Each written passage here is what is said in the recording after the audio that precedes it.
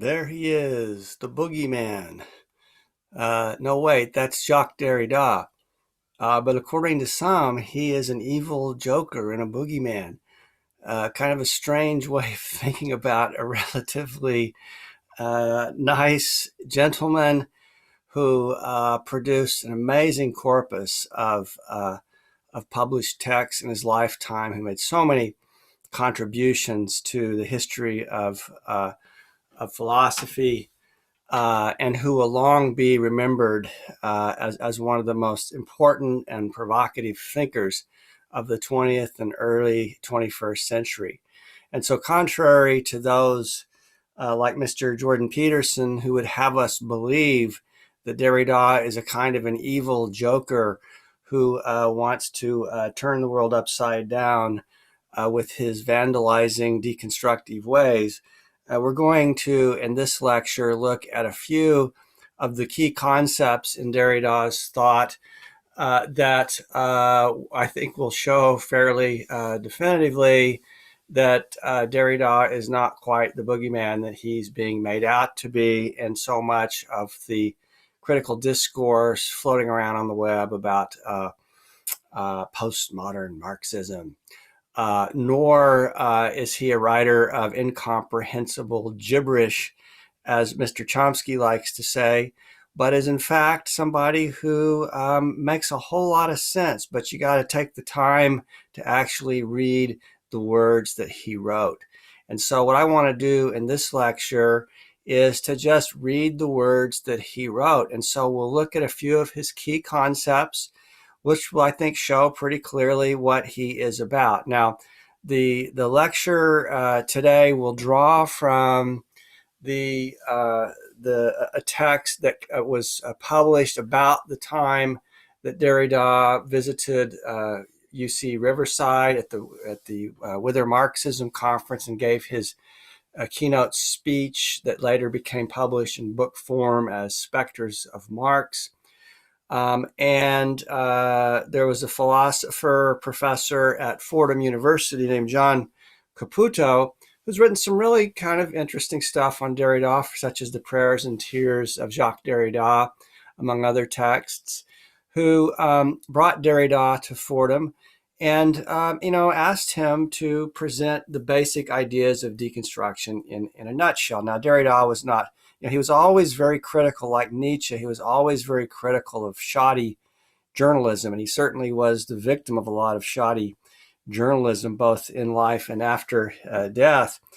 But he said, okay, look, I'll give you a few basic ideas about deconstruction in a nutshell. And so that's what we want to look at, these key ideas about deconstruction in a nutshell.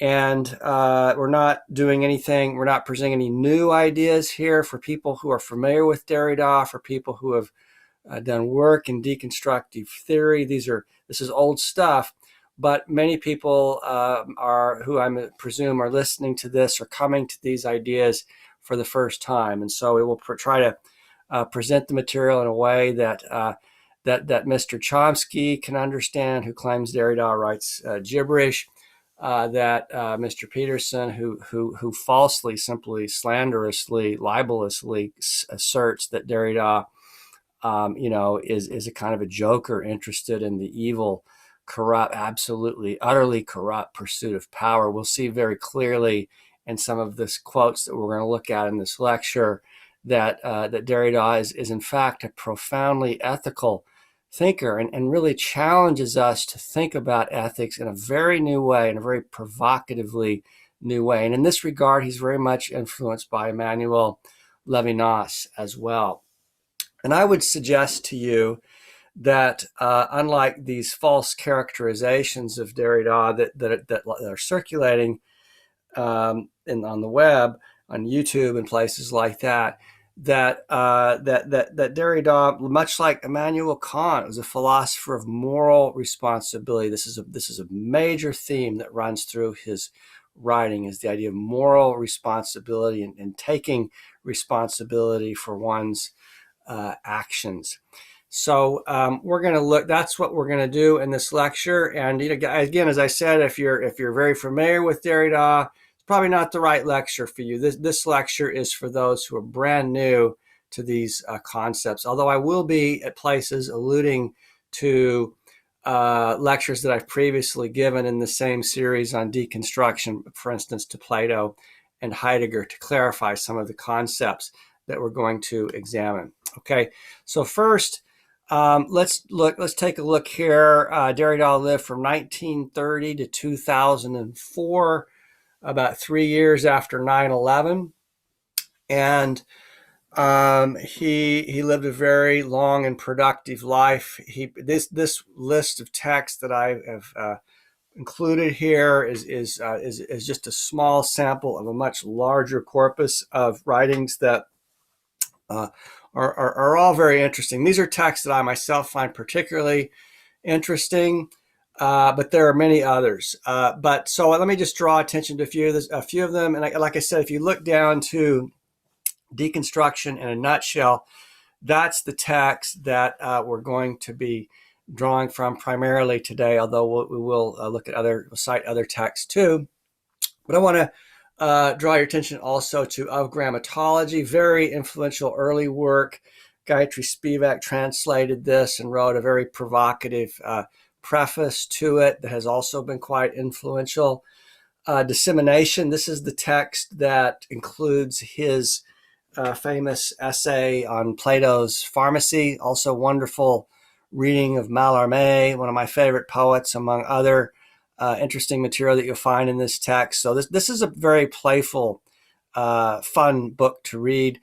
Of Grammatology is a little more daunting, although there's some really interesting material on Rousseau there that makes it very much worth reading. But it's not the place to start probably when you're coming to Derrida for the first time.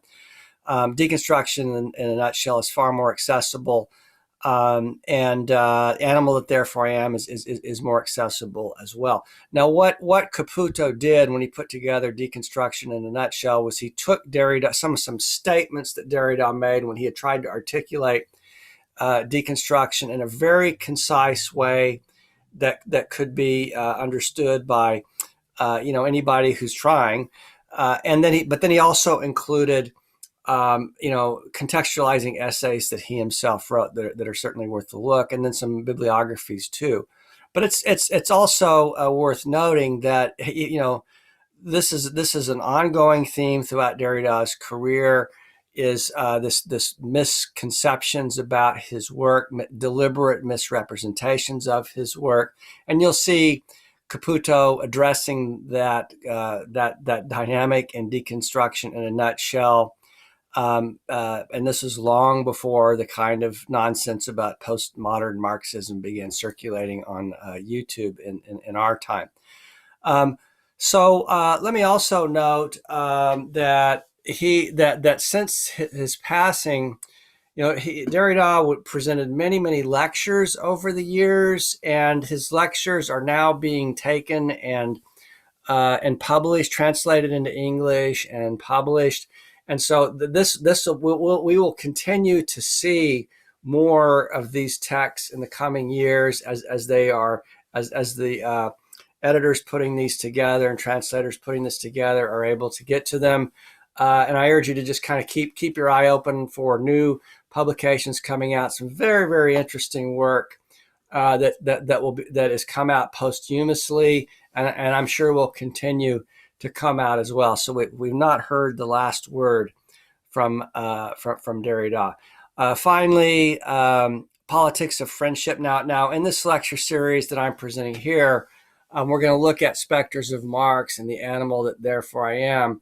But Politics of Friendship, which we're not going to look at, although we'll talk about it in passing when we get to Carl Schmitt, for those of you that are following the deconstruction strain of these lectures, it's a powerful deconstruction, Politics of Friendship, of political realism, which is I think it's a wonderful contribution that Derrida made to contemporary politics. And I said in a previous lecture that U.S. foreign policy is guided by political realism as influenced by figures, not just Machiavelli, but figures like, Carl Schmitt, who was a member of the Nazi Party, as was Heidegger. And this via Hans Morgenthau and Henry Kissinger, this enters into, among others, this enters into American foreign policy as well. So Derrida takes a lot of these writings that are connected to the question of political realism, and he deconstructs them in a very, very powerful way. So this is I'm underscoring this because I feel that the Politics of Friendship, which appeared roughly the same time as Specters of Marx, although it actually was written prior to Specters of Marx, is a very underappreciated work that deserves attention. Okay, so let's start, however, with Derrida's definition of deconstruction. So these are Derrida's own words, and as I said here, I'm going to be focusing on the words of Derrida here as much as possible. I'll offer some commentaries as we go through this. And we'll start here by trying to get a definition of what deconstruction is. Now, remember, Heidegger, it was Martin Heidegger who coined the term deconstruction, and then Derrida, used the term, and then it just kind of took off, and it had this sort of strange life of its own, which is one of the interesting things about deconstruction. Also, is that deconstructive thinking seeks to examine the adventures of these words as they go out and circulate in the world. And they often, have adventures that are totally not related to those who articulated them. And so Derrida, I think himself, was a bit mystified and befuddled at the fate of this word and what happened to it in terms of its historical reception. So, I mean, he accepted it. But it didn't necessarily have to be this particular word, but it's a useful word, and Derrida does not renounce it.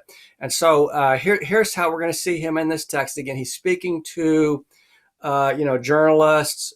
He's always very cautious about journalism because a lot of journalists write very shoddy, sloppy accounts of his work. But here he's addressing the general public and speaking as if he was addressing journalists. So let's see how he defines deconstruction. Deconstruction is not a method or some tool that you apply to something from the outside. Deconstruction is something which happens inside. There is a deconstruction at work within Plato's work, for instance. As my colleagues know, each time I study Plato, I try to find some heterogeneity in his own corpus. All right. So, so let's pause on this for just a minute because we're going to develop this further, particularly in lectures to come. And that is that deconstruction, it's not applying some sort of theory to a text. Now, oftentimes literary theory and criticism in the American university is taught in this way, and I think it's a total mistake to approach literary criticism, literary theory in this way. It's a kind of a toolbox. Like, I'm going to pull out of my toolbox I'm going to do a Marxist reading of Nathaniel Hawthorne's The Scarlet Letter. I'll pull this tool out, and I'm going to do a feminist reading of Nathaniel Hawthorne's Scarlet Letter. Or here, let me do a structuralist reading. It's a total.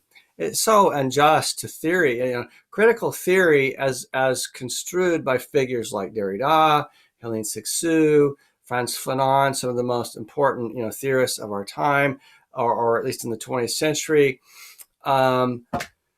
They approached their task with the same rigor and seriousness of intent and integrity as a poet would, writing a poem. And so theory has a literary, quality of all its own. It's not just merely the handmaiden of a poem that, you don't just use the Derrida's text to interpret, Ezra Pound's cantos. If that's how you're using theory, you don't understand theory. That's not what theory is. That's not what it's for. And so what Derrida is observing here is that deconstruction what deconstruction does is it's not taking a tool out of a toolbox and applying it to a literary text and doing it. I'm going to do a deconstructive reading of John Milton. I mean, that's not how it functions. What Derrida wants to show is that deconstruction is always already at work within language, within texts. That words themselves are divided. Words have a he's going to say words are bifid, they're divided, that there's always a deconstructive element within language that is unavoidable. Now we've talked already in previous lectures about the pharmacon. This is a good example of it. So if we think of like when Derrida critiques Plato in his essay on Plato's pharmacy and dissemination, Plato in the Phaedrus is going to call writing a pharmacon, unlike speaking, which is going to say is more inherently truthful, because it implies the presence of the person speaking, whereas writing implies the death or the absence of the speaker. And so Plato calls it a pharmacon. And well, we know what the pharmacon means. On the one hand, it means a cure. A pharmacon can cure. It's like a medicinal property. I mean, element. It can cure you. It can also make you very sick. All right. If it's the wrong word at the wrong time, can be deadly. The right word at the wrong time can heal. But it also means scapegoat. And so if you take that one word, you can see how that word itself is already deconstructing Plato. It's not, Derrida is not deconstructing Plato. Plato deconstructs himself through the use of a word that is so ambivalent and has so many contradictory meanings already embedded within it. And so many of the words that we use are deconstructible. Now, if you take someone like Chomsky, who is like wears his his Oedipus complex on his sleeve. For instance, his a lot of his work, he has these rants against Derrida. But if you look at Derrida, the writing of Chomsky's father is very. Chomsky's father was essentially a structuralist, a Jewish structuralist. Derrida is a Jewish, post-structuralist. But the thinking of Chomsky's father, William Chomsky, is very similar to the thinking of Derrida. And when you look at the way in which Chomsky reacts so vehemently against Derrida. In fact, in one place he calls Derrida this old man, this grand old man. In fact, Derrida was actually younger than Chomsky. So you got to wonder what's going on in these places. But William Chomsky, as well as Derrida, like to talk about ruha ra, the way, which is the Hebraic for word, but also for spirit, which emphasizes this quality within discourse, this sort of volcanic element. And I remember in Judaism, Yahweh, Jehovah was a kind of a volcano god. So we can think of, spirit as having this eruptive faculty to it, or the words themselves, God himself in this kind of thinking deconstructs. He makes language, language has this combustible, eruptive, possibility always already within it. And this is what Derrida is drawing our attention to, as does, Chomsky's own father in places. So doesn't make, Derrida doesn't mean he's writing incomprehensible gibberish. I mean, if you don't like what somebody says, doesn't mean you're an author of gibberish. That person that you don't like is an author of gibberish. It just means you don't like what they are saying, because you find it, threatening for whatever reason. I mean, who knows what these reasons are? But what Derrida is saying makes a lot of sense. And we can think of, and this is also a point Spivak is going to make as well, is that she's going to say words carry charges within them, and this is why we have to be very careful about the language that we use, because it has this possibility of erupting. Okay, and I'm going to move on very quickly here because we got a lot more to cover, but I'll just say very quickly, one instance of this is if you read Acts of Religion, a wonderful text that compiles many of Derrida's writings on the question of religion. There's an essay in there, among many others, that discusses how, that meditates on what's going to happen, for instance, in Israel when Hebrew. This is Gershom Scholem, who is an important Jewish theologian, is meditating on what's going to happen in Israel when when modern Hebrew, when Hebraic is brought back as a living language. Well, this is Scholem was aware of this. This is dangerous. Do we really want to do this? He's going to ask. Who knows what the unanticipated consequences will be by bringing this language back into just an ordinary, banal, everyday discourse, because of the dangerous combustible nature of words themselves. Okay, so that's what deconstruction does, is it finds these combustible elements within words, and it shows how they're always already there and present within language. So it's not a matter of applying deconstruction to a text. It's a matter of finding this what's already present within the text. Okay, so this is what Derrida is saying here. Okay, so all right, let's continue. So I want to give you one example. This is I think a very interesting example, fascinating example from Caputo's book, Deconstruction in a Nutshell. It's a really emblematic and fascinating reading, because it also shows that, again, that deconstruction is not some kind of, Derrida is not interested in the questions of power. He's not thinking of words taking the place of God in terms of or thinking of power, God as a new God. That's not what he's doing. It's that one deconstructs for very particular ethical reasons. Derrida had some malaise about the use of the word ethical, but I'm going to just use it for our purposes today, because this is a basic introductory lecture to some of these questions. But if we take, for instance, the case of motherhood, so what we're going to see in this particular example is that motherhood. We'll see motherhood as an example of deconstruction. Well, all right. What Derrida is going to observe, he's going to quote, Freud, he's going to quote Joyce, who both construe motherhood as a kind of a natural, in metaphysical terms, something that's sort of natural. It's natural because the mother can be observed as a kind of a Ding an sich, to put it in Kantian terms, or a thing in itself. So that motherhood is a natural fact. Because why? Because you can see the child issue from the body of the mother. That's something that you can observe with your eyes, whereas the father has to be constructed discursively, which is to say that the father is a story that the mother tells. And so, the father is a figure of discourse. And there's truth to that. Historically, that has been often how people have thought about differences between paternity and maternity. This is certainly how Freud thinks of it. But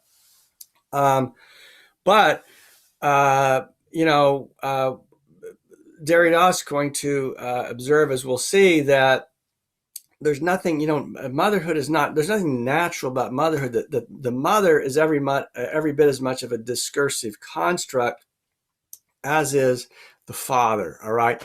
And once we understand that, then our thinking about maternity is totally transformed. Now, why would Derrida want to deconstruct the way that we think about maternity and paternity? Is this because he's just joking around because he wants to make us feel uncomfortable? No, it's because he's a human being. He has he knows many women. He has relationships with women. His mother, his own members, sister, his own members of his family. Thinking about the question of maternity is a profoundly moral, ethical question. It's a matter of responsibility. And so he's deconstructing motherhood, not to make, figures like Peterson and Chomsky uncomfortable, but to help us rethink something that we understand, we think as natural, we think as inevitable without having a history. And then once we rethink it in deconstructive terms, we realize that there's nothing natural about maternity. Maternity is every bit a matter of discursive construction, as is paternity. All right, so let's let Derrida speak here. All right, so he's going to say, it is a very Christian moment when Stephen Dedalus in Joyce's Ulysses said, Stephen Dedalus is not the main character, but he is a very important character. He says that paternity is a legal fiction, and he refers to well-known Christian texts, Derrida says. Why is that so? Because one is supposed to know who the mother is. There is the possibility of bearing witness to who the mother is, whereas the father is only reconstructed, inferred. The identification of the father is always resigning a judgment. You cannot see the father. Now, our experience today is that it is not only the father who is a legal fiction from which it draws and has drawn its authority. Freud confirms this by saying that patriarchy represents progress in the history of mankind because to determine who the father is, you need reason. Whereas to determine who the mother is, you only need sensible perception. Okay, this is this idea that the mother is a natural fact, and so we don't need to think about the mother in discursive terms because we can just observe her. She is what she is. It's a self-evident truth that discloses itself to us as such. But Derrida is urging us to think a little bit more carefully about this kind of idée reçue, or this received idea. And he says about Freud, he says, I think Freud is wrong, and he has always been wrong, but we know this now better than ever. For today, the mother is also a legal fiction from that point of view. Motherhood is something which is interpreted, the theme of a reconstruction from experience. What today one calls surrogate mothers, for instance, and all the enormous problems that are familiar with, attest to the fact that we do not know who the mother is. Who is the mother in the case of surrogate mothers? Okay, so I gave you the example. Previously I told you the story of this goofy friend of mine who had this. Who wanted to change his name because he believed that his true name was inscribed in his semen or in the fluids of his body, and then the name that he bore, which was the name of his adoptive grandfather, was not his actual name, but a false doppelganger in effect. And so, this is an instance of a clear absurdity, and it's this kind of absurdity that Derrida is drawing our attention to. Now, we think of the father then as as something that is matter of the very fluids of our body, and in a metaphysical sense, the name that we're given being a representation or a representation of those fluids. And in fact, there is, that fathers, mothers, whether we're talking about, an adoptive father who, gives us a name, or whether we're talking about, the mother as a construct of discourse. In all cases, these are discursive constructs. There are no natural fathers. There are no natural mothers. In every case, it's a matter of construction in discourse, which implies an arbitrary relation between the sign that is used to signify, again, the entity that we are, and the word that we use to describe that entity. It's arbitrary. It's violent. It's violent. It's a matter of discursive construction, and the same is true for the mother as is true of the father. There's no natural mother. There's no natural father. They're both constructed in discourse. Okay, and Derrida is going to say, when we realize that motherhood is not simply a matter of perception, we realize that it has never been just simply a matter of perception. The mother has always been a matter of interpretation, of social consequence. This has enormous political consequences. All right, so this is a very fascinating instance of deconstruction. This is deconstruction at work, again, for expressly ethical purposes. Now, there's so many examples that we could cite. I just cited this one because this is the one that Derrida himself cites. But if you look at the Kirby Dick film on Derrida too, you'll see that like when Derrida is asked to define deconstruction, he's being filmed. He starts to, and instead of responding to the question, he starts describing the circumstances that he finds himself in as he's being filmed, in order to draw attention to the fact that what seems natural is not natural. It's completely a matter of construction. And so that's what deconstruction is, and we don't just like for instance, when Derrida was once asked, why didn't you why didn't you write about Marx before Specters of Marx?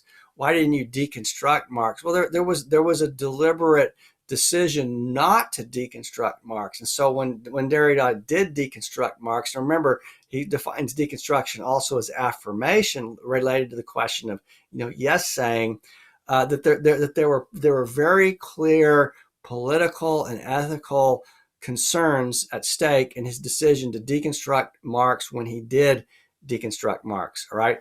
So there's no deconstruction that is merely about power. Deconstruction is always already about our relationship to the other. And this is something that Derrida underscores again and again. Okay. All right. So I want to now move on to the question of identity politics. All right. So this is a question that if you live in the United States, identity politics, it's like you cannot escape it. It's like it's a defining feature of American political life. Constructing a politics based on one's identity.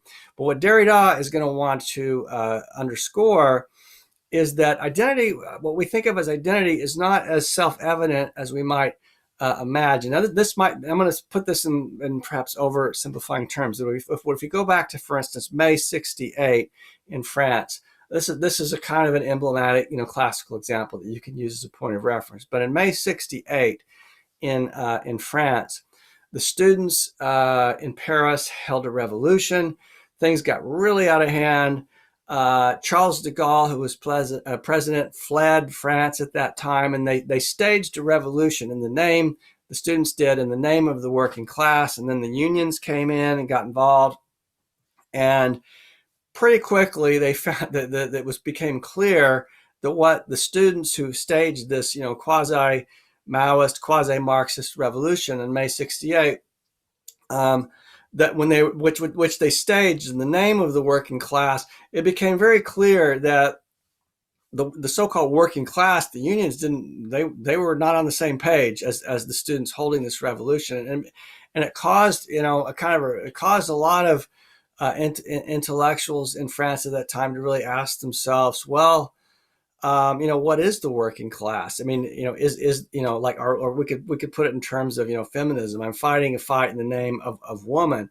But what is woman? What is the working class? And so, it doesn't mean that by taking a term like class and deconstructing it, it doesn't mean that one isn't interested in questions of class and in questions of economic justice. It just means, if we're going to use these words, we should know what they mean. We should investigate them rather than claim that we're speaking on behalf of, of a whole, group of people in which there's kind of this homogenetic, collapsing of so many differences under this one common totalizing identity. This is also one reason why Derrida is going to insist on heterogeneity as opposed to homogeneity.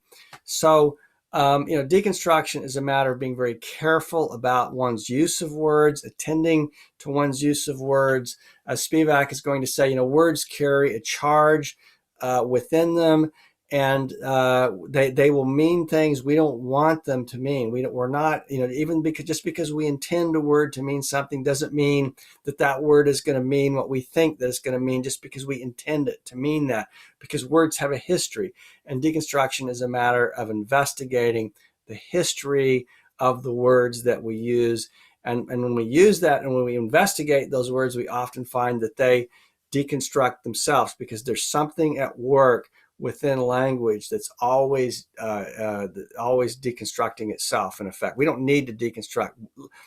I mean, when we choose to deconstruct, we do so for ethical and political reasons.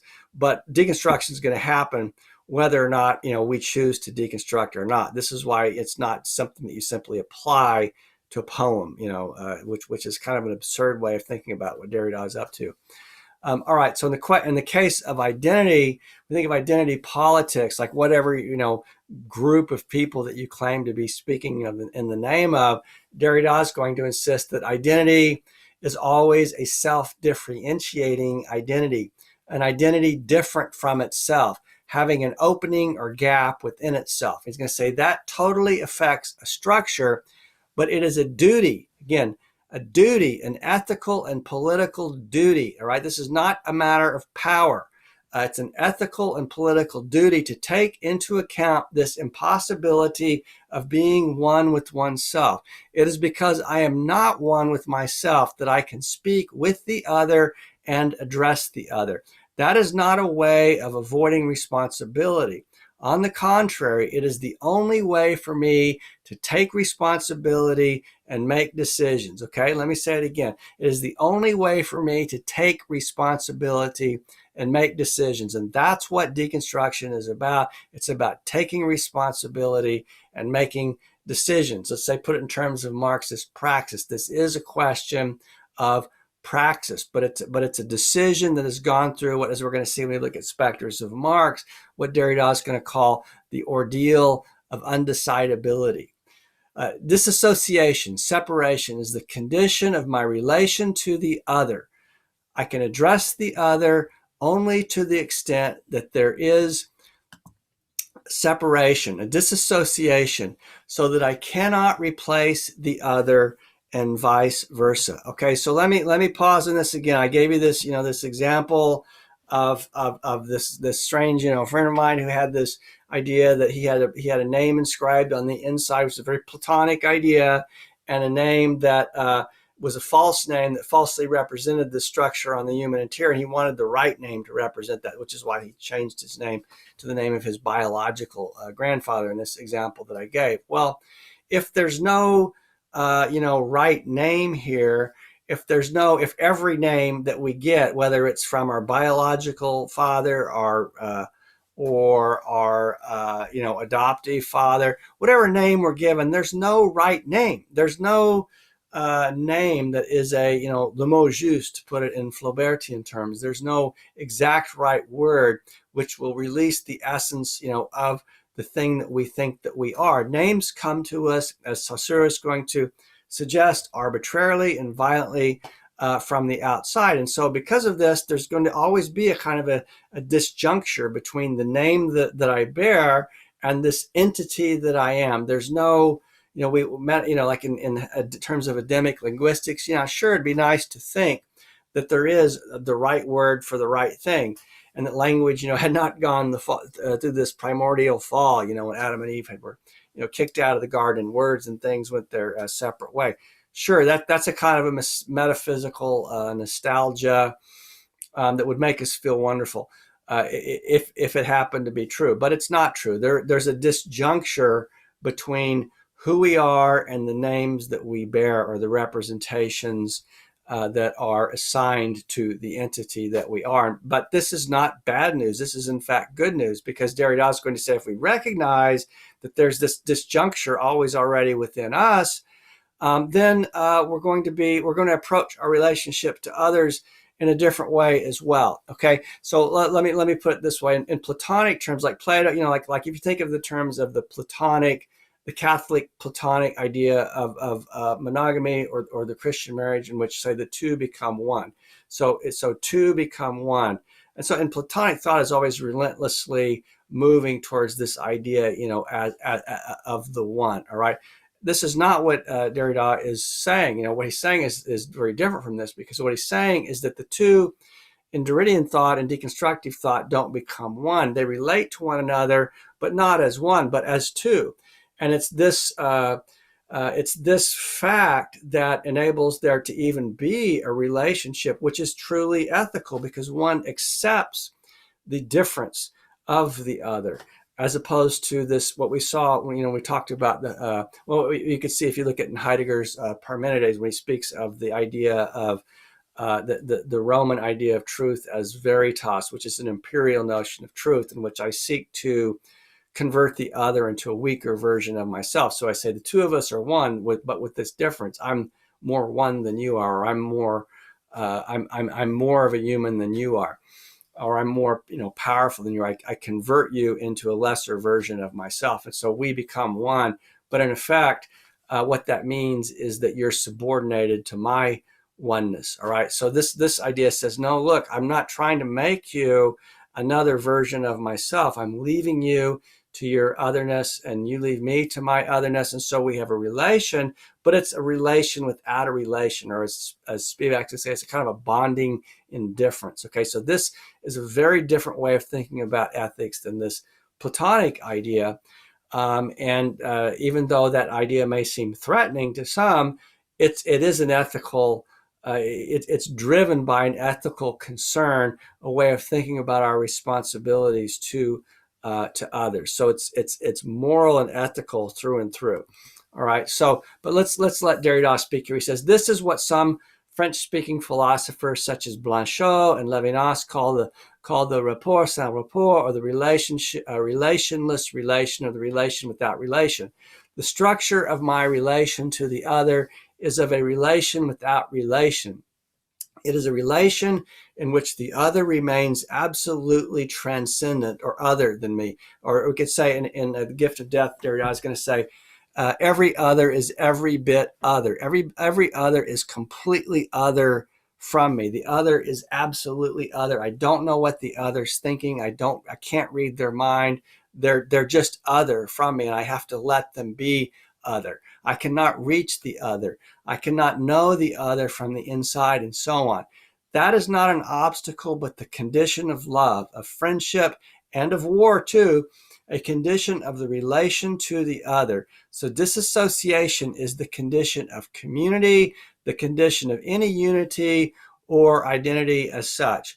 Okay, now there's one, while Derrida and Levinas, whom he's inspired by, in this definition of the relation to the other, or ethics as being relation to the other, they're both responding to Heidegger's fragment of Anaximander, so while they're intrigued and inspired by Heidegger's reading of Anaximander, and also Kant's essay on cosmopolitan right, this idea that the world's a big globe and we have to put our 2 feet on it somewhere.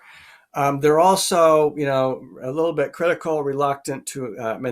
They're critical of the Heideggerian notion of justice as decay or jointedness, like a door being in a hinged joint, a jointed relationship, because it's such a strictly metaphysical way of thinking about our relation to the other. In other words, if I'm a being and you're a being, and ethics is a matter of letting you be who you are and I who am who I am, it's still a question of being. It's a metaphysical question, and because we're both beings, in the end we're the same. And this is what Derrida wants to move away from. He wants to say the other is we don't know if the other is the same or not. The other is just different. The other is absolutely different from us. It's every bit other. We don't know, and so we have to accept that there's a lot about the other that we just don't know. So when we're going to look at in Specters of Marx. I'll bring a quote in this from a minute, when Derrida calls this the Visor Effect. When the visor comes down, when Hamlet's father appears, this is like, a visor is kind of like an eyelid, opening and shutting, opening and shutting. And so the visor, closes, and behind that visor, which is like, the visor that a knight wears on a helmet, we don't know. The point is that we don't know what is behind that visor. And to assume that we do is just arrogance. We cannot read the minds of others, and we have to accept that there's that difference between us, and if we can accept that, then there can be the possibility of an ethical relationship between us, which is very different from this this view of what Heidegger will call verum in Parmenides, which is this imperialistic notion of truth, in which I take the other and I subordinate the other to myself, and the other becomes a lesser version of myself whom I dominate. That's what they're trying to get away from. And that is that's not a matter of power. That's precise. I mean, well, it is concerned with power, but it's a concern with the deconstruction of an unjust form of power, of conversionary power. And so to say that Derrida is about power is just it's simply a lie. It's just not true. For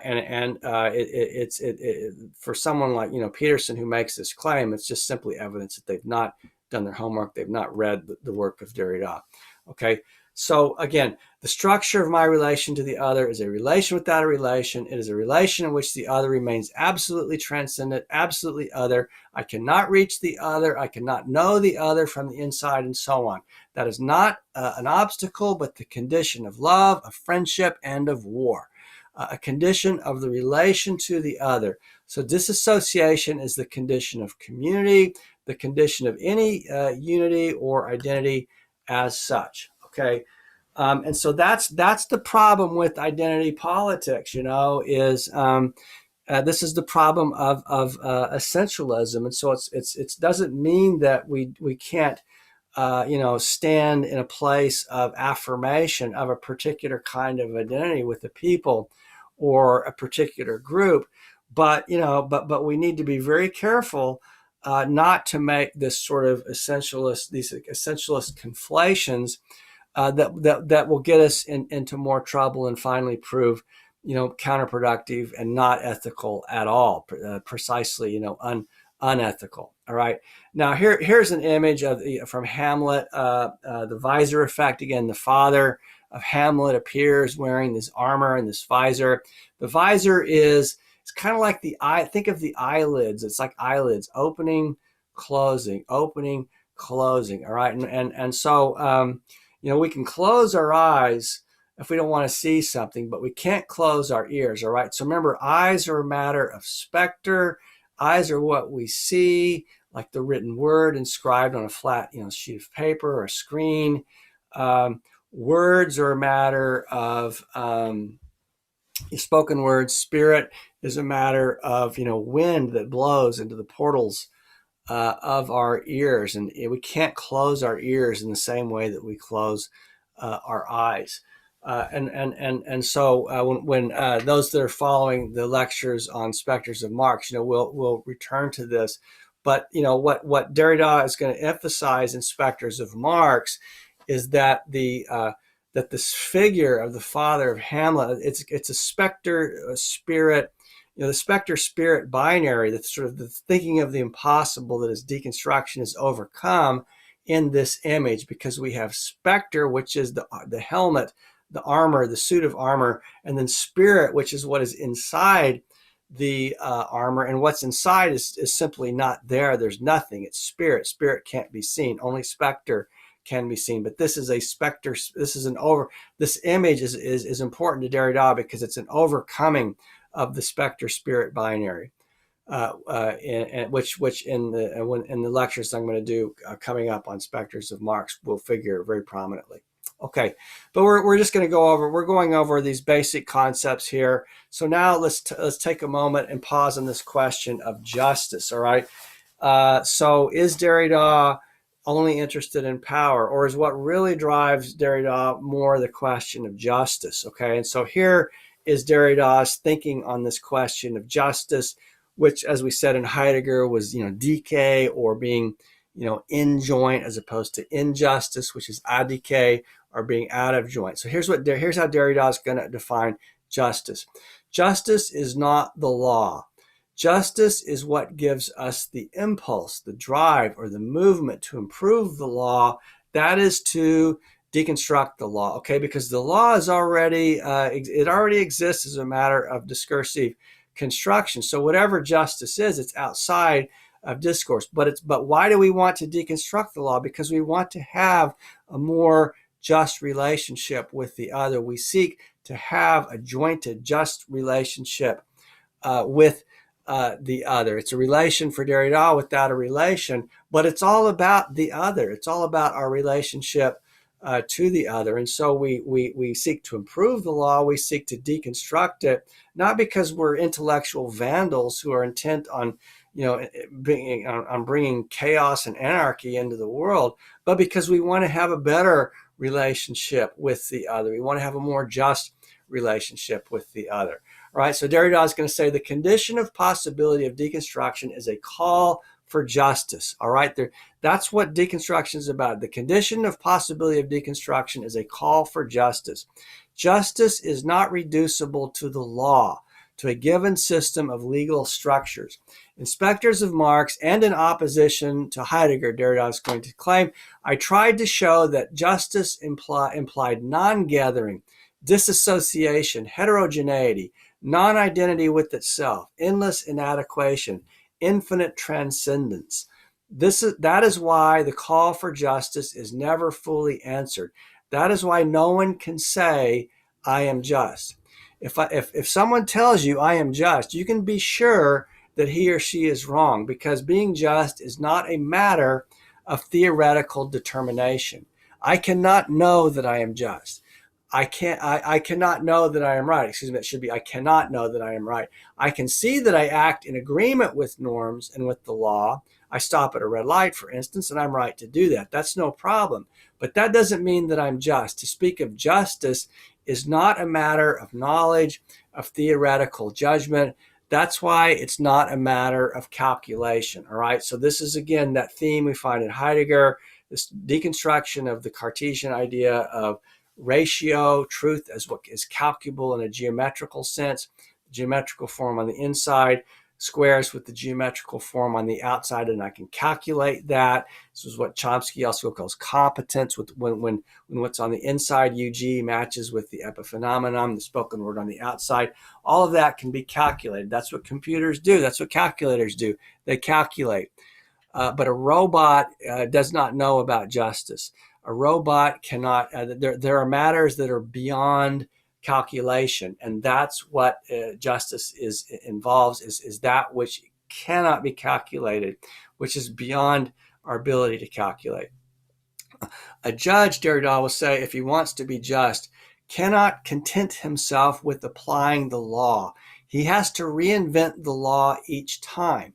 If he wants to be responsible, to make a decision, he has not simply to apply the law as a coded program to a given case, but to reinvent a singular situation, a new just relationship. That means justice cannot be reduced to a calculation of sanctions, punishments, or rewards. That may be right or in agreement with the law, something may be, but that doesn't mean that it's just. That is not justice.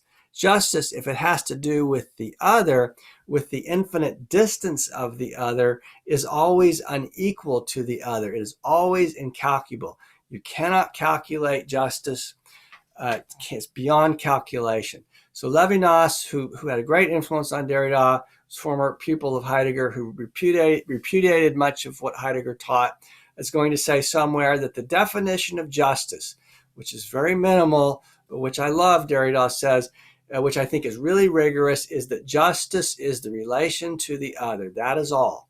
Once you relate to the other as other, when you let the other be absolutely other or every bit other, then something incalculable comes on the scene, something which cannot be reduced to the law or the history of legal structures.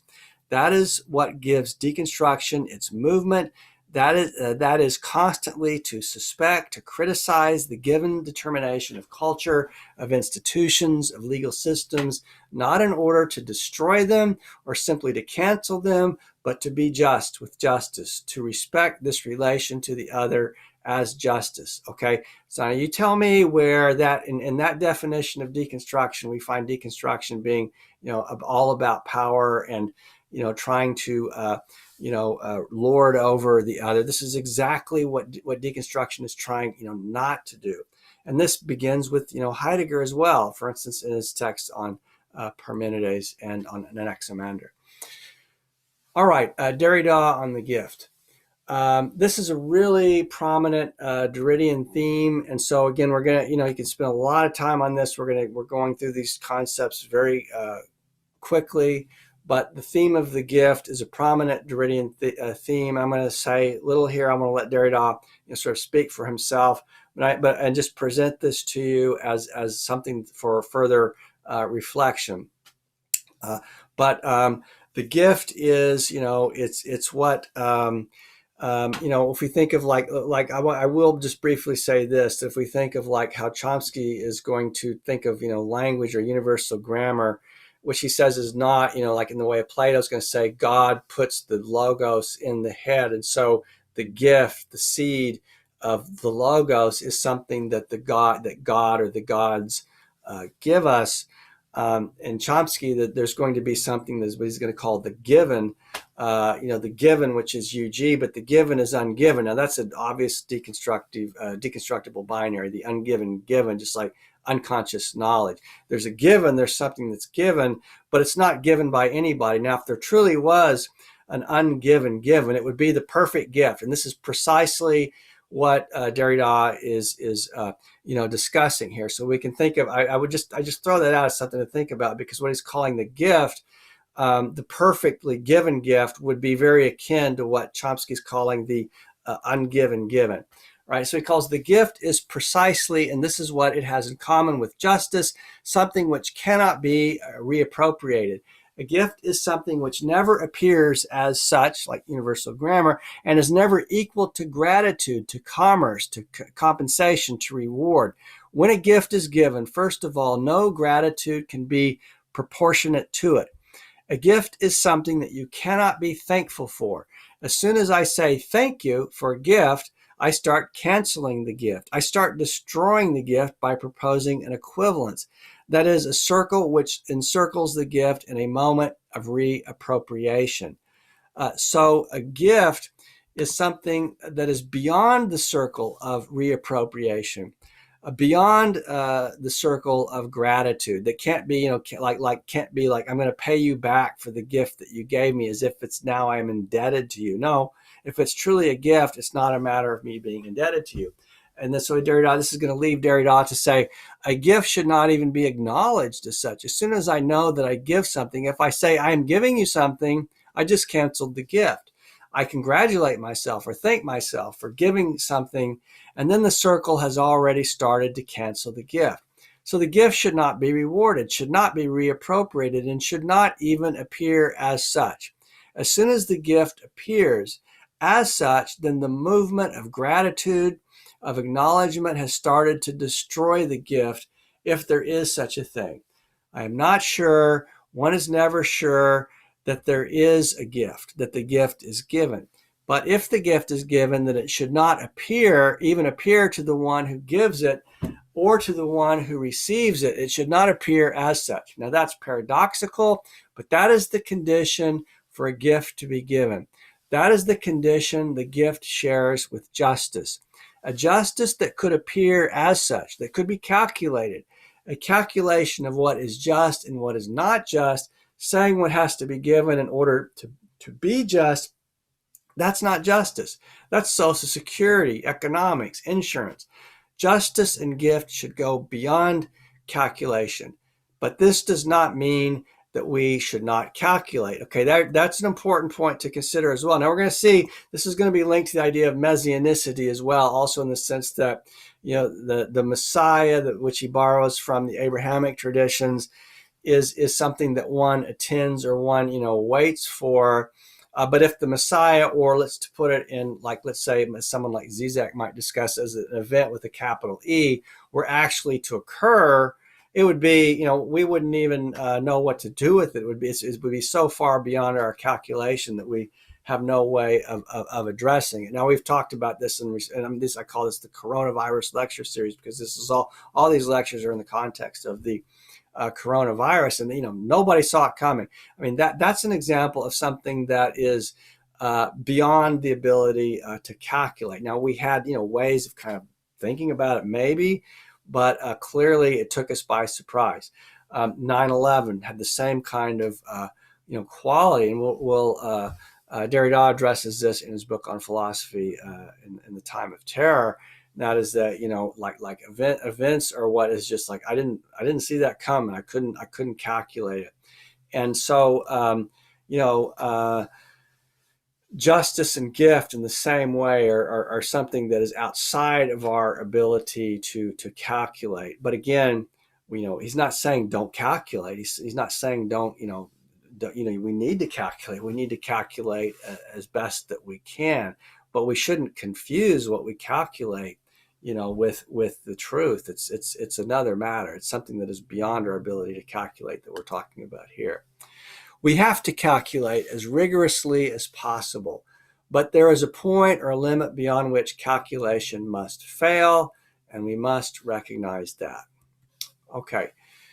Now, quickly, we're going to go over the question of Derrida on religion, and I'll say, let me say here, we want to do as much as possible just to tend to his own text and read his text as carefully as possible. But Derrida was a Jewish man, but he was like many people who raised in a particular religious tradition, was not observant in the sense of regularly attending the synagogue, but he has this heritage. But when he reads the Abrahamic traditions, which means Judaism, Christianity, Islam, like his reading of philosophy, he's going to read scripture as literature. And again, this may make religious people uncomfortable. It certainly makes philosophers uncomfortable when literary theorists read philosophy as literature. But this is essentially what Derrida is doing with philosophy, but it's also what he's doing with scripture as well. And we're not often, particularly if one is coming from a particular religious orientation, where we're not used to or we don't like it when a text that's thought of as a sacred text is read as mere literature, which, like, say, is Genesis, could we read it in the same way we read, say, Shakespeare's, Othello? This is what Derrida is doing, and whether you like it or not, I mean, this is how he proceeds. Okay, so let's see what he's saying. He says, I have no stable position on any biblical text, on the prophets and the Bible. For me, this is an open field and can receive the most necessary provocations from these texts, as well as at the same time from Plato and others. Now, in Specters of Marx, I try to reconstitute the link between Marx and some prophets through Shakespeare. This does not mean that I am simply a religious person or that I am simply a believer. For me, there is no such thing as quote unquote religion. Within what one calls religions, Judaism, Christianity, Islam, or other religions, there are again tensions, heterogeneity, disruptive volcanoes, sometimes texts, especially those of the prophets, which cannot be reduced to an institution, to a corpus, to a system. I want to keep the right to read these texts in a way which has to be constantly reinvented. It is something which can be totally new at every moment. Then I would distinguish between religion and faith. If by religion you mean a set of beliefs, dogmas, institutions, this is a very Kantian distinction here. The church, in other words, then I would say that religion as such can be deconstructed, and not only can, but should be deconstructed. Faith, what he's calling faith here, which is going to link to what he calls messianicity, or the Heideggerian usage, which is, the giving of the credit to the other prior to the other is speaking, cannot be simply mastered or domesticated or taught or logically understood. It is paradoxical. Now, what I call faith is like something I said about justice and the gift, something that is presupposed by the most radical deconstructive gesture. You cannot address the other, speak to the other without an act of faith, without testimony. This is, messianicity, believing that the other will speak the truthful word, giving credit to the other. What are you doing when you attest to something? You address the other and ask, believe me. Even if you are lying, even in a perjury, you're addressing the other and asking the other to trust you. And this is why Derrida is also going to go so far as to say you can never prove that someone commits, perjury because they can always say it wasn't my intent to commit perjury, and you don't know what people intend because intentions are hidden from us. This, trust me, I'm speaking to you, is of the order of faith, a faith that cannot be reduced to a theoretical statement, to a determinative justice. It is the opening of the address to the other. So this faith, what Heidegger calls the Zusage, what Derrida is going to call messianicity, is not religious, strictly speaking. At least it cannot be totally determined by a given religion. That is why this faith is absolutely universal. Okay, so this faith, what he's going to also call messianicity, is the basic structure that is implied in every interlocutionary exchange, that there's no way you can speak to the other without giving credit to the other. This giving of credit to the other is what he's calling messianicity. But this thinking is already in Heidegger. Heidegger calls this giving of credit to the other before the other speaks of it as the piety of thought, questioning being the piety of thought, but also it's going to be called the Zusage as well. Now, I want to note here, like for instance, when Derrida gave his famous talk at in Riverside at the Wither Marxism conference, he bewildered a lot of people when he came out and started talking about messianicity. The standard view of Marxism is that Marx said, religion is the opium of the masses. Marxism is hostile to religion. And suddenly he's talking about Marxism, but he's also talking about messianicity, the Abrahamic, and this left a lot of people befuddled. But I said in a previous lecture, for those of you following this strain of lectures on Heidegger and deconstruction, that Derrida criticizes Heidegger, for instance, in his book Of Spirit on Heidegger and the Question. He criticizes Heidegger for articulating a concept of spirit without any reference to the Abrahamic traditions. Now, you may be totally hostile to the Abrahamic, traditions. That's one's own business. But if you're going to do philosophy and investigate investigate the itinerary, the history of the concept of spirit, how can you do that without reference to the Abrahamic traditions from which so profoundly influenced the thinking of the concept of spirit in the West? So Derrida is far less reluctant to go there in terms of borrowing concepts, ideas like the Abrahamic and bringing them into and messianicity and bringing them into philosophical discourse. And in fact, he criticizes those who so rigorously, like Heidegger, want to put up this, this sanitary, curtain to bracket off all of that, that one doesn't want to address, as if it had no, influence on the history of Western thought and philosophy. Abrahamic is a word that he gets from Louis Massignon, who's an French Orientalist scholar who brought it into French, critical discourse from his study of the Islamic world. So effectively, the word Abrahamic is more of an Islamic notion than it is either a Judeo-Christian notion. But Derrida appropriates it. He uses it in Specters of Marx and other places, and finds it to be a concept that is worth preserving. And so, but it doesn't mean that he's advocating a dogmatic religious point of view. In fact, again, he's differentiating between messianism, which are the historical messianisms that exist in, say, Judaism and Islam, which both assert that Jesus is the Messiah, and then the messianism in Judaism, which doesn't believe that Jesus is Messiah, but does affirm the idea of the Messiah. So those are historical messianisms. What he's calling messianicity is different because it's a structure of belief, a giving of credit that the truthful word of the other, like the Messiah, will come, and waiting patiently for that word to come. Okay.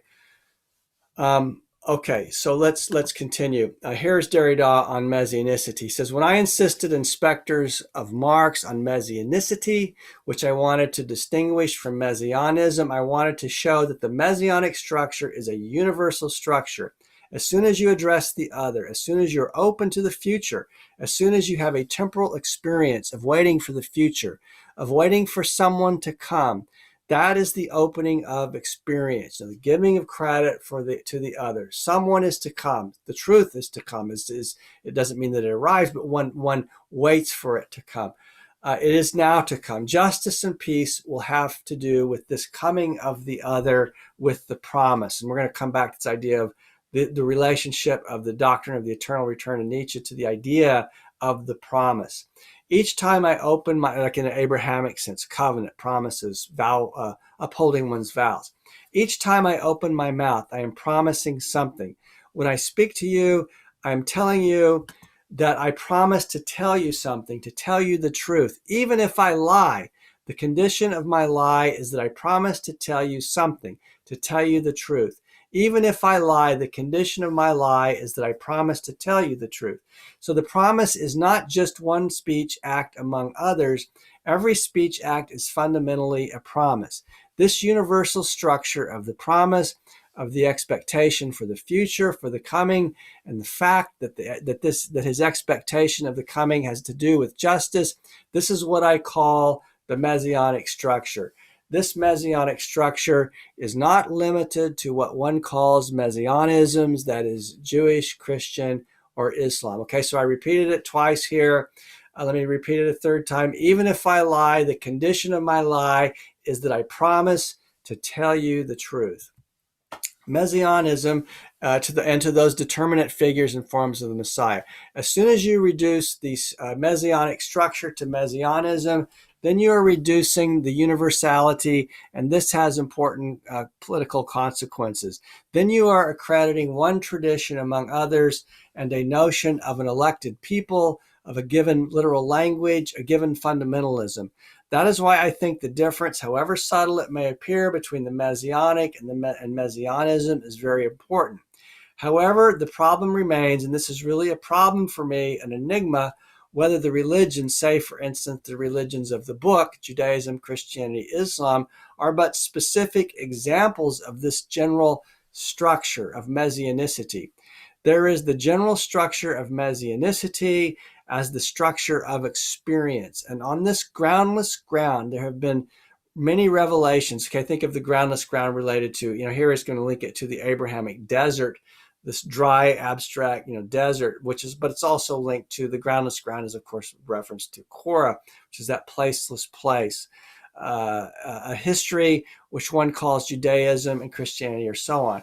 Now, that is a possibility. Then you have what is a Heideggerian gesture. This is, again, the Zusage in style. You would have to go back from these religions to the fundamental ontological conditions or possibilities of religions to describe the structure of messianicity on the groundless ground. Think of the coral ground, the blank slate on which religions have been made possible. That is one hypothesis. The other hypothesis, and I confess that I hesitate between these two possibilities, is that the events of Revelation, the biblical traditions, the Jewish and Christian and Islamic traditions have been absolute events, irreducible events, which have unveiled this messianicity. We would not know what messianicity is without messianism, without these events, which were Abraham, Moses, and Jesus Christ, and so on. In that case, singular events would have unveiled or revealed these universal possibilities. And it is only on that condition that we can describe messianicity. Between the two possibilities, I must confess, I oscillate, and I think some other scheme has to be constructed to understand the two at the same time, messianism and messianicity, to do justice to the two possibilities. That is why, and perhaps this is not a good reason, perhaps one day I will give up this word messianicity. For the time being, I keep the word messianic. Even if it is different from messianism, messianic refers to the word Messiah. It does not simply belong to a certain culture, because of course it belongs to Judaism, Christianity, Islam, all three of those cultures.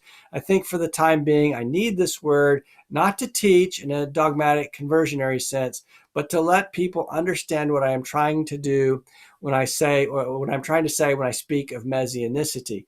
But in doing so, I still keep the singularity of a single revelation that is Jewish, Christian revelation, Islamic revelation, and so on, with reference to the Messiah. It is a reinterpretation of this tradition of the Messiah. Okay, now the reason why he's struggling with this, with the use of this word Messiah, is he needs the word to describe this, structure of expectation, this giving of credit to the other, and he draws from the Abrahamic traditions in using this term. But because, as he himself teaches us, words carry, charges on their shoulders, to put it in Spivak's terms, then that's also true of Messianism. And so he's a little bit ambivalent about its use, but he asks, would we know what Messianicity is without Messianism? Now, I'm not going to get into today's discussion what is problematic about the use of this term, and I think there are things that are problematic. But I think for our purposes today, it's useful to think of this in terms of this idea of giving credit to the other. He is using the language of religious discourse to describe it. Heidegger uses a more neutral term, zusage, which I'm sure could also be deconstructed as well. But the basic idea, whatever term you use here, is a giving of credit, a believing in the truthful word of the other, and that the other will speak the truth to us, that the truth will be forthcoming. And this is even, one could arguably say, this is even a condition of human survival. Like, you think of a child, how can a child survive unless it has faith in its parents? And so believing that the truthful word will be spoken is in this sense even a fundamental condition of our survival as a species. And so he links this to every. He's going to say every speech act has this dimension, built into it. This is an important Derridian theme. Okay. Again, we're going to go quickly through this because we'll come back to this. And those of you, again, following the strain of lectures on the doctrine of the eternal return. Now, this is something that is very important to the thought of Nietzsche. Derrida picks up on this, but he also is influenced by Joyce's Ulysses in this regard. And what he's calling the yes here, the doctrine of the eternal return, and Derrida's reading of it is very akin to the idea of the promise or the covenant in Abrahamic terms, which implies this iterability or this repeating of the promise that one makes. Okay, so one of the examples that Derrida uses, which I think makes this is the easiest way to think of this, or makes it most clear, is the example of the wedding vow. So when two people get married and they exchange vows, when they say, I promise to forsake all others, to have and to hold, sickness and health, till death do us part, et cetera, et cetera. When they speak those words, when they say yes to the other and enter into that covenant with the other, we don't know, as witnesses to that oath swearing or that vow exchanging of vows, we don't know if they've spoken the truth, because it may very well be that 6 weeks later, the guy goes on a bender and goes to the bar, picks up some lady, and the whole thing is off. He's already broken his vows. Okay. The condition of a vow being a truthful word, the yes that one says when one utters the oath, is that it be repeated. It has to be repeated over and over and over again. So this is why it's the truthful nature of that spoken word, whether it is the truth or not, is constantly deferred. It never arrives. Again, it's something that we wait for. And so we say yes, but for the yes to be yes, every yes is the same yes, but it's also a new yes. It's a different yes. And this is also this idea of iterability, which is essential to the thought of Derrida, but it's also linked to the thought not just of the Abrahamic covenant or covenants in a more general sense, but also the idea of the Nietzschean doctrine of the eternal return, which, like the vow, has this sort of structure, the circular structure. Now, I won't get too much into the doctrine of the eternal return here. It's very, has its own sort of complex, logic, which is worth thinking about. But for Nietzsche, it was a matter of affirmation. So, and this is what deconstruction is: yes saying, it's affirmation in this Nietzschean sense as well. And so Nietzsche, he has this, he says, for instance, in one place, when he's meditating on the doctrine of the eternal return, he says, imagine, some demon comes up to you and whispers in your ear, if you could live your life exactly the same way all over again, and everything that's happened to you, would you affirm it? Would you say yes to it? Or are you seething with resentment against the things that have happened to you? And then the Heideggerian reading of this is that, the doctrine of the eternal return in Nietzschean thought in general is directed against the desire to overcome the desire for vengeance. It's to affirm is to say yes to your existence, to what's happened to you, everything, the good and the bad. I affirm it, I accept it, I say yes to it. And so in this way we overcome, as the Heidegger is going to say, our resentment against the passing of time and the it was. We affirm whatever was. And so the doctrine of the eternal return is also about overcoming our resentment against the passing of time, which is to say our moving closer and closer each day, towards death. And instead of being resentful about that and wishing, to wreak one's vengeance against the things that have happened in the past to us, maybe if someone's mistreated us or so on, to say, no, I affirm my life. I affirm everything that's happened to me. I say yes to it. And so this is, affirmation, yes saying. But it's linked also to the idea of the oath and the vow. And Nietzsche and Derrida was maybe even more influenced by Joyce in this regard, because he spent a long time when he was in the United States studying Joyce's Ulysses. I think he spent a whole year just very carefully reading Ulysses, or a good part of a year. And then there's this very famous, Molly Bloom soliloquy at the end of Ulysses, where she says, yes, I said yes, I said yes. And so he meditated on this idea of the yes, and this is where he's getting this notion from. So, okay, he's going to say, when I say yes to the other in the form of a promise or an agreement or an oath, the yes must be absolutely inaugural. It's a new yes, even though yes is the same word, each yes is a new yes. Inauguration is a yes. I say yes as a starting point. Nothing precedes the yes. The yes is a moment of institution, of the origin. It is absolutely originary. But when you say yes, you imply that in the next moment you will have to confirm the yes by a second yes, and then of course a third and a fourth and a fifth. When I say yes, I immediately say yes, yes, yes. I will commit myself to confirm my commitment in the next second, and then tomorrow, and then the day after tomorrow. That means that a yes immediately duplicates itself, doubles itself. You cannot say yes without saying yes, yes.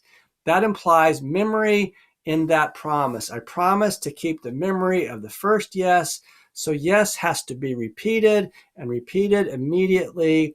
That is what I call iterability, key deconstructive concept, iterability. All right, so that's one you should definitely remember. And it also implies that that in terms of messianicity as a structure of anticipation, it doesn't necessarily mean that the truth arrives. It's something that that we wait for.